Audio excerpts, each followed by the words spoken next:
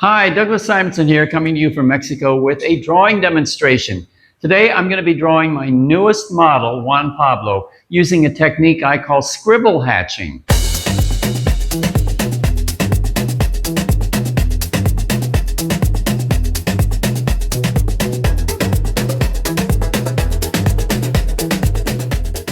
I've been working professionally as an artist for almost 50 years. And when I started out, I was doing some painting, but mostly drawing. I developed a kind of cross-hatching technique that people really liked, and I sold a lot of that kind of art. And I became known, in fact, for that kind of drawing.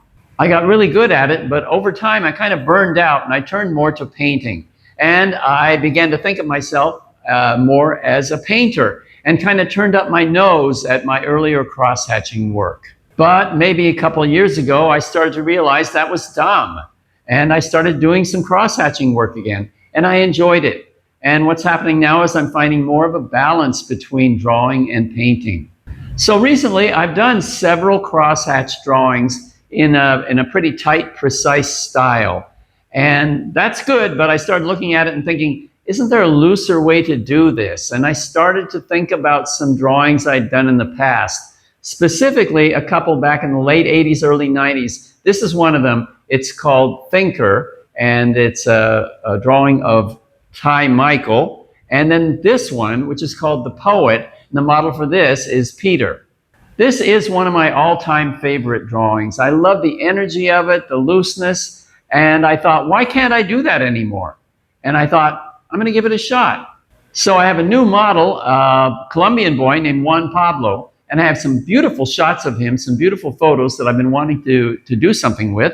And I thought, this is the perfect opportunity to see if I can still do this loose kind of cross-hatching, which I've decided to call scribble hatching for obvious reasons. Here is the photo I'm going to be working from, and here is the Photoshop tweaked version of it. I've done them both in black and white because I'm going to be doing them in pencil and I don't need the distraction of color. When I was recording this drawing process in time lapse, I had a little bit of trouble with the camera focusing. I'm used to working with paintings, and getting the camera to focus on those subtle lines of the pencil drawing was a challenge. So the first part of this video is really out of focus, and I apologize for that. But if you watch, you can still get a sense of how I'm approaching the drawing, with big, bold strokes and a lot of scribbling. I eventually worked out the problems with focus. As you can see here, it got a lot clearer. By the way, I used two different pencil hardnesses for this drawing, a regular number 2 for most of the areas, and a really soft 3B for the darkest areas. Basically, what I'm doing here is referring to the tweaked photo to see the big areas of light and dark, and then using scribbling to approximate those. Just like in a more precise cross-hatching style, I'm varying the angles of the scribbles as they lay on top of each other to make it more interesting. I'm mostly avoiding detail except for little spots here and there where it gets very precise in order to give the eye reference points to tie it back to realism. But in between, it's a kind of organized chaos.